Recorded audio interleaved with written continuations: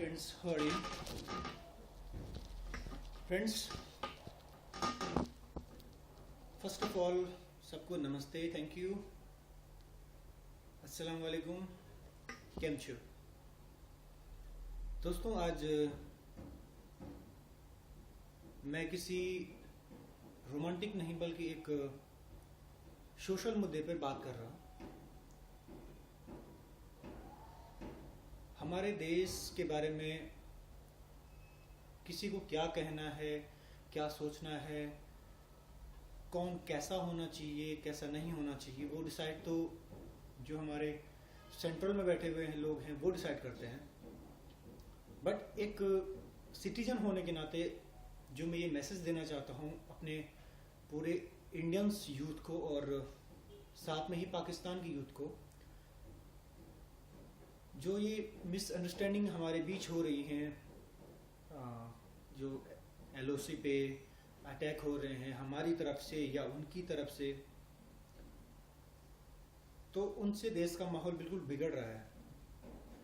और इसकी वजह एक ही है कि हमारे देश की जो जनता है उसे कहीं ना कहीं से भड़काया जा रहा है और एक दूसरे के प्रति उसे इरिटेट किया जा रहा है कि तुम वो ऐसा कर रहा है तो तुम ऐसा करो।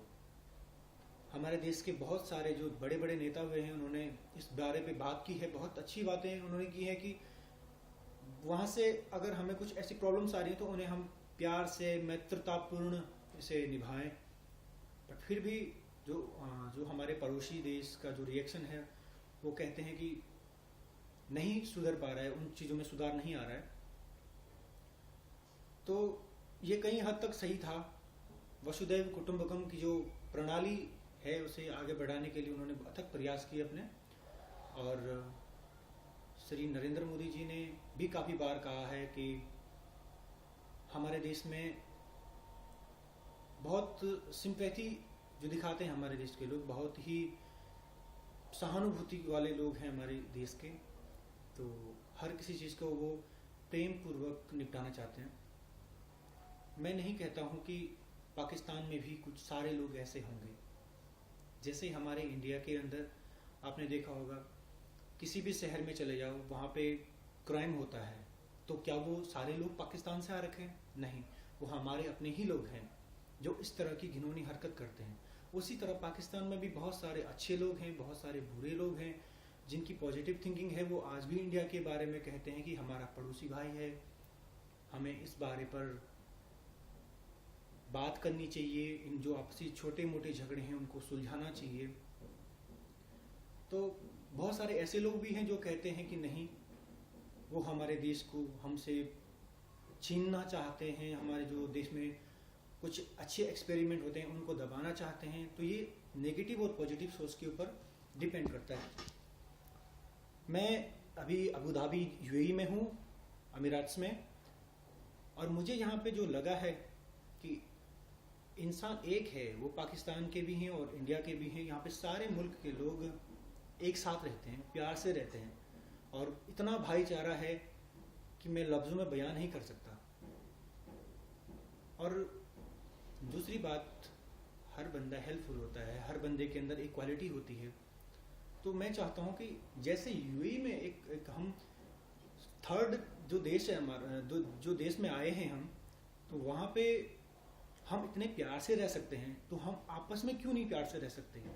वहाँ अपने देश में, अपने देश में क्यों नहीं हम प्यार से रह सकते हैं? जो हमारे एलओसी बॉर्डर हैं, ज़्यादा से ज़्यादा 5 किलोमीटर 2 किलोमीटर का फ़र्क होगा, हम उन इलाकों पे प्यार से क्यों नहीं रह सकते हैं? तो मेरा मुद्दा ये है कि जो पॉजिटिव थिंकिंग वाले लोग हैं वो आगे आएँ, जो नेगेटिव थिंकिंग वाले लोग हैं उनकी तादाद मैं कहता हूँ बहुत कम है। और अगर पॉजिटिव एनर्जी आके सामने आती है तो नेगेटिव एनर्जी ऑब्वियसली वो चली जाती है। आपने देखा होगा, रात होती है लेकिन ज़्यादा देर नहीं थमती। मॉर्निंग होते, सुबह सुबह होते होते ही सूर्य की जो प्रकाश की किरणें हैं वो सारे अंधकार को अपने अंदर समा लेती हैं और पूरा संसार में उजाला होता है। तो उसी तरह से मैं कहना चाहूँगा, हमारी जो यूथ है, इंडिया की हो या पाकिस्तान की हो,